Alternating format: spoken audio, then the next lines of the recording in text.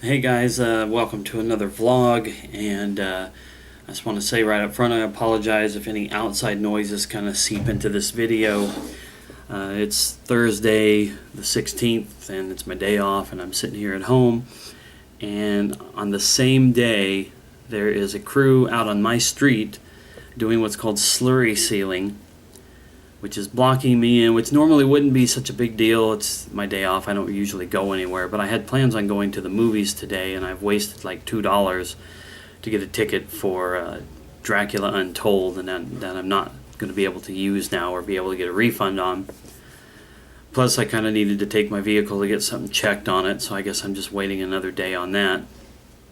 But street's going to be blocked off until 6 p.m. At my time, it's 8:30 in the morning now, so that just goes to show you how long I am effectively pinned in here at the house. But like I said, normally that's not a big deal. And then at the same time, over here, street is there. Over this way, my landlady's got some like duplex type rentals, and she had it scheduled today that the parking lot, the little parking space area for that, would be redone today as well. So there's a lot of construction and stuff going on around me, so if it, like I said, if it infringes upon the audio of this video, I apologize. Anyway, I just wanted to knock this out really quick. Hopefully I'll be able to talk about this as well as I would have yesterday. Yesterday I watched, as it shows down in the topic title, or the video title, that I watched The Purge.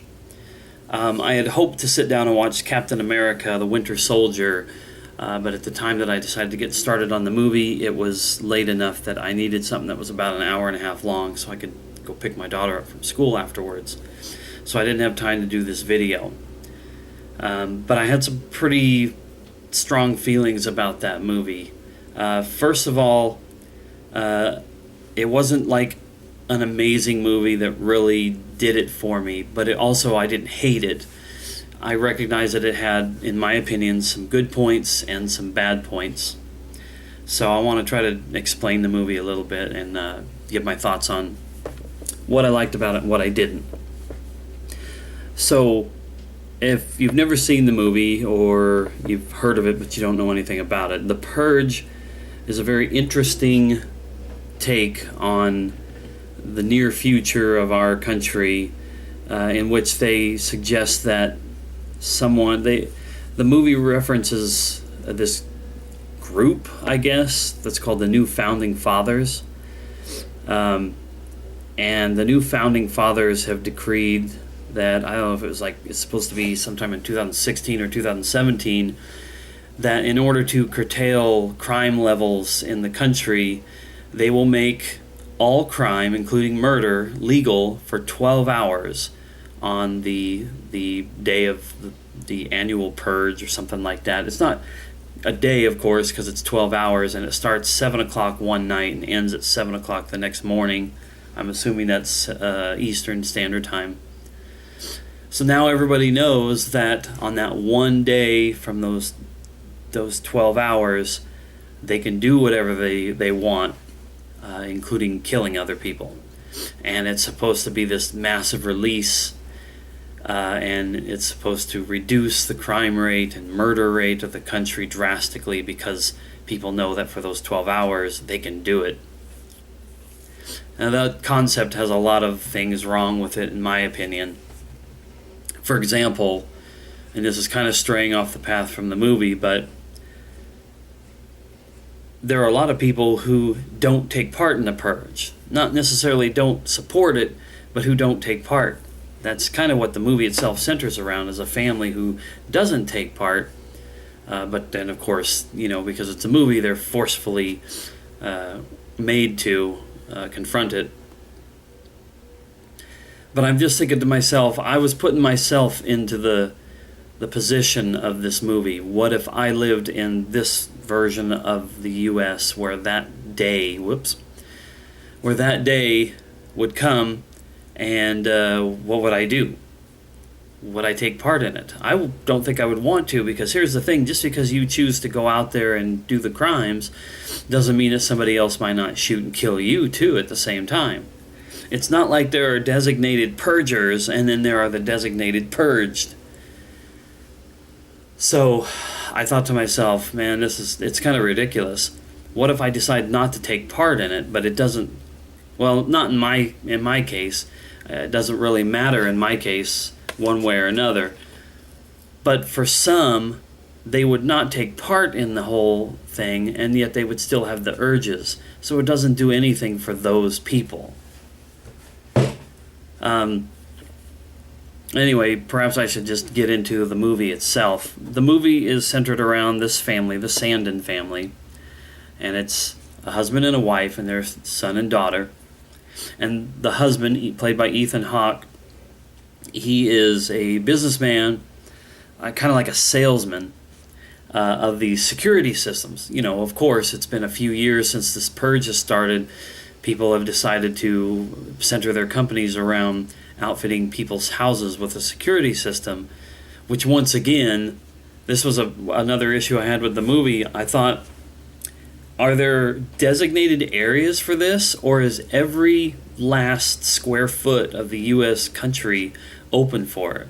Which means even if you were somebody who wasn't taking part in the purge, and you were just going to stay at home and watch the festivities on TV or just live your life, did you still have to worry that a group of people would just barge in through your door? I didn't like that aspect of it. I wanted to suspend my belief/disbelief for the movie, for the sake of the movie, but all I could think about was, if I was in that situation, there seemed to be a lot of focus on how people would go and kill poor people, and maybe they would focus more on homeless people, but you know, everything's on the table. So the thought that I could be sitting here in my humble little house and somebody would just break in the windows or whatever and just kill me for no reason left me really, really pissed off just thinking about it. Like I said, I couldn't suspend any form of what you would normally. I have a hard time differentiating the suspension of belief and the suspension of disbelief.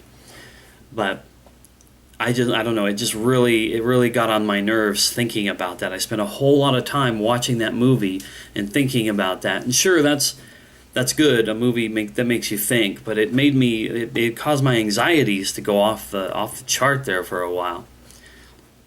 So anyway, Ethan Hawke's character designs and fits houses with security systems for the purge, and he's even sold them to almost all the people in his neighborhood. This is another spot of contention in the movie, but I'll get to that here in a minute.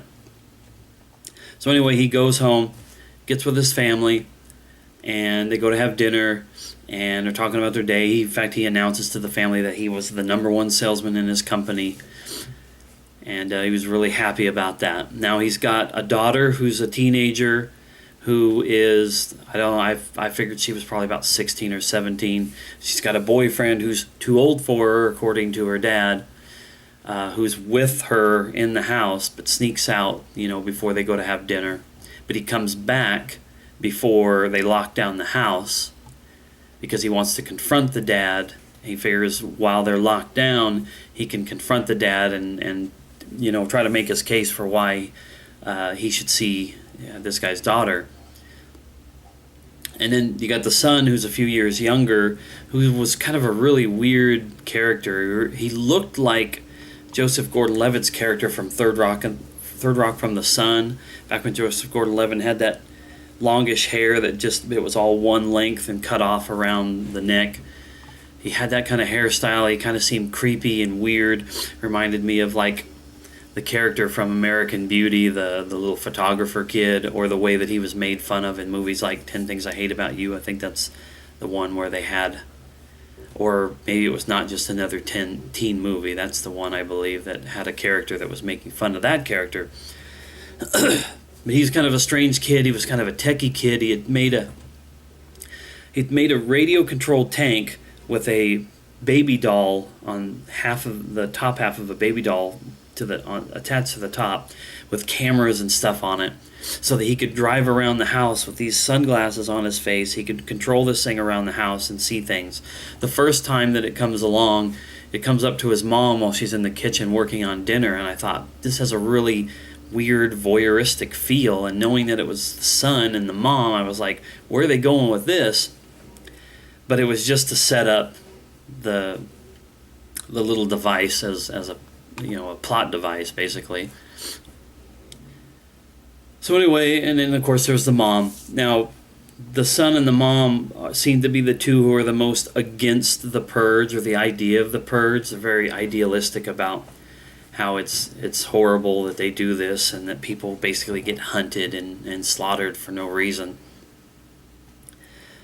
But kind of lost my train of thought there on that. I guess that pops up more later on in the movie. It's more meaningful later on in the movie, but it's kind of established early on that they don't like it. There's an exchange between the wife and one of the neighbors that I thought was pretty important before the thing happens. They bump into a few neighbors, and it all seems very nice and cordial. But the wife has this exchange out front when they put everybody who supports the purge puts this blue flower out in their front yard to just show that they agree with the purge. Whether they're taking part in it or not, they support it. Very kind of I felt like commentary towards like military actions and whatnot. How a lot of people support the military, even if they don't take part in it, or even if they don't agree with the wars or the things that are going on, they still support their troops and all that kind of thing. That's what I felt like they were kind of going for there. But anyway, she puts the flowers out, and this neighbor lady comes up, and immediately you're just like, oh, this lady's kind of a bitch. You don't really like her. She gives Lena Headey plays the wife in the movie, and this lady gives her a plate of cookies, but she wants to converse a little bit, and she makes this comment, and I think it's so hilarious. She's like, oh, your husband's done a lot of business in the neighborhood, sold a lot of people security systems. You guys have got this nice new addition to your house here, and a lot of people in the neighborhood are saying that was paid for by all of our security systems. And I'm thinking, well, that's how capitalism works. That's kind of like how you do a job, and then you have that money for whatever you want to do. This is a neighborhood, a well-to-do neighborhood. Everybody who lives there, in my opinion, these houses they verge on mansions. But even if people wouldn't call them mansions, every last house in this neighborhood is amazing. Makes my little hut here, my little cottage, look like, a box. But this lady is literally complaining that because everybody in the neighborhood bought these security systems, the Sandin family was able to add on to their house. Like, they had no reason to covet or be envious in whatsoever in what the Sandin family had. I thought it was a very weak way of establishing some conflict and tension between especially this particular neighbor and the Sandin family. But anyway, so after all this stuff is done, it's finally time for lockdown. They lock down the house, and everybody just goes to kind of do their own thing. This is when the older daughter finds out that her boyfriend snuck back in before lockdown so he could confront the dad about letting them, have their relationship. Well, right around the same time that he's preparing to go talk to the dad, the son just happens to be where all of their monitors are, seeing the outside, and he sees some guy screaming for help running through the streets of the neighborhood. And the kid decides to unlock the house and let him get in. So this guy comes in, and they shut everything down.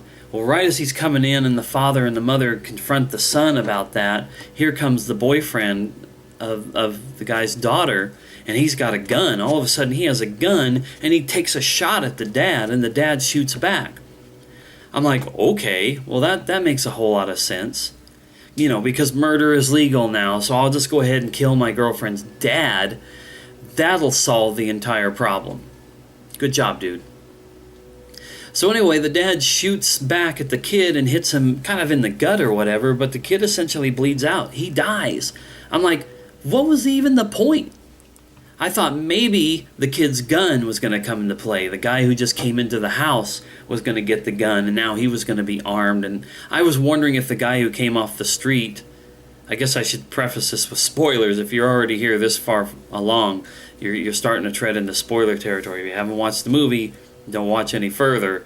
But spoilers, I thought that the guy who came in off the street was going to be with the group of people that end up terrorizing the Sandin family from outside. I just thought, okay, that'll be the plot twist, but it wasn't. That's not how it goes down.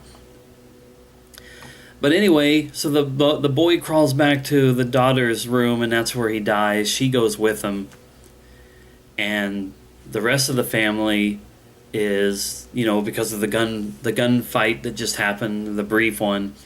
They all went down and they were huddling, and the guy who was let into the house just disappears. He's now hiding out in the house somewhere. Without that gun that I thought might have, come into play somehow. So now you've got a stranger wandering around in the house. You got the daughter off with the boyfriend who's been shot. The husband he's armed now, and he tries to make his son and wife go somewhere and hide out so he can take care of things. But then the next thing that comes along is this group who was hunting the guy who was let into the house in the first place. See, the guy who was let into the house was a homeless guy. He's African American. I think they were trying to play up sort of a stereotype thing that he was a homeless guy and lower class. And so the people who are after him are all these pretentious they seem like college yuppie kids who decided that, because they're upper class and rich and white, they're going to go out to the street and prey on the homeless. Maybe there wasn't supposed to be a racial implication there, but I mean, you can't argue the fact that the guy was black and they are white. So, like I said, in my opinion, I just think that was trying to play up everything. This movie seemed to be trying to touch on military type stuff, like I mentioned before, class stuff, race stuff. I mean, whatever they could throw out there. So these pretentious little kids, some of them wearing these stupid masks, they come along and they're like, we have it on good authority that our prey, the guy we were hunting, is in your house. Why would you do this? You have so much time to let him out before we're going to have some gear here to get into the house. And of course, then the wife asks Ethan Hawke's character, well, is that possible? Can they get into the house? And he's like, well, yeah, actually they can. And I thought what they were trying to do was say he was shilling all this crappy product off on whoever he could to make a bunch of money and have for themselves. But I'm like, unless you build a house from the ground up with a security system integrated into it, you can't fit a house with something that's going to keep you from being able to, as he mentioned, tunnel in from below. Or what happens is these guys come up with some big 4x4 trucks and they just chain onto the front doors and stuff, and they just pull stuff off of it. That's going to happen. It's like they were trying to make you feel worse against the husband. And I never once felt bad for the guy. I never once felt like he was the bad guy. He was doing everything that he could. At some points, they came up with the moral dilemma of, these guys are going to come in and kill us all to get to this one guy. Do you just let your entire family be slaughtered for this one guy, or do you send him on out? I didn't have a problem with the idea of them wanting him out. Let him fend for himself and do his own thing. It is the purge, that's the way it goes. Instead of having somebody just come in and completely annihilate your home and your family. That's just me. Maybe if I was in that situation, it would be different. But they really had the wife and the young son really force it on the dad that this is bad and we should fight, or we should let him go, we shouldn't give him up, and all that kind of stuff. And in the end, even the guy himself says, hand me over to him, save your family. And that's when the dad was like, no, this isn't right. And I was like, oh, okay, well, whatever. It seemed like such a fast transition for him of fighting to keep everybody alive except for this guy, and then him all of a sudden deciding, no, we'll fight and we'll all stay alive. Which in the end, spoilers, the dad ends up dying anyway.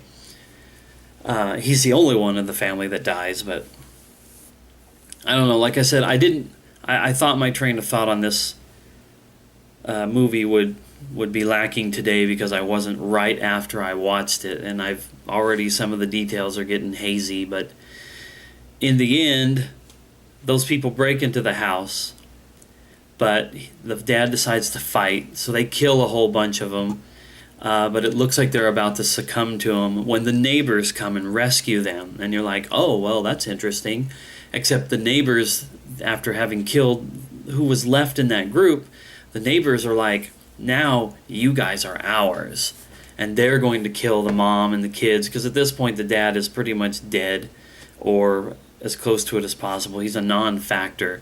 All you have is the wife and the two kids, and of course the guy who's in the house with them, who makes the save, which I saw that coming a mile away. I guess that's okay. But he basically tells the mom, it's up to you. We can kill these people now or not. It's your call. And of course she decides not to kill them, but she makes them all sit there in her house until 7 o'clock comes along, gets a nice couple of shots in at the blonde-haired cookie lady from the beginning of the movie, like busts her face and her nose and all that.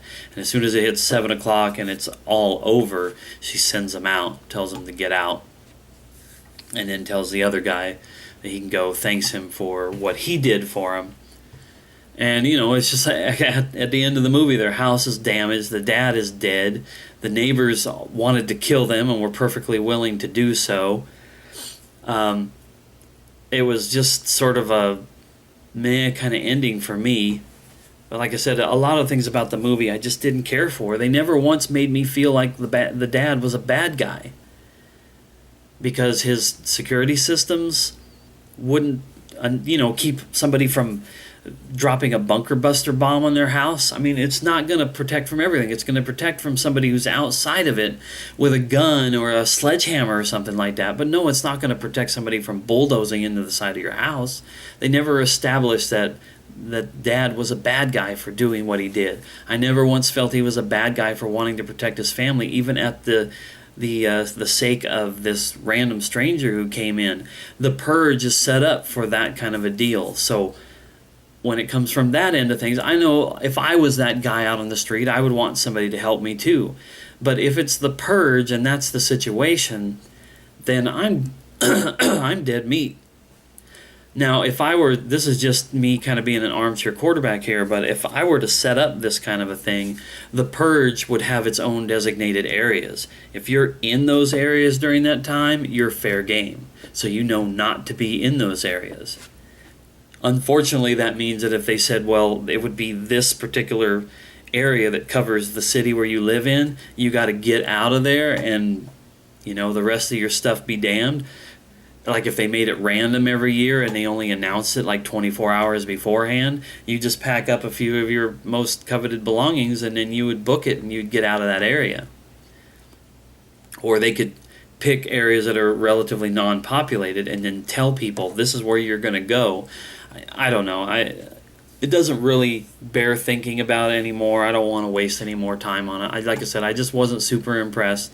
Some parts of the movie were okay. Some were just a big, thumbs down from me. Just stuff that just didn't make sense. I don't know if I will watch the sequel. The sequel comes out next week. Yeah, it comes out this coming Tuesday, The Purge Anarchy.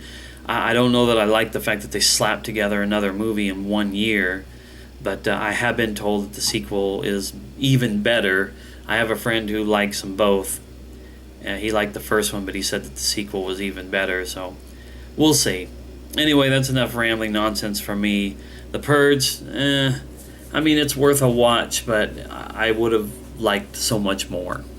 Okay, I'm done. It's time for me to go have some breakfast. Bye.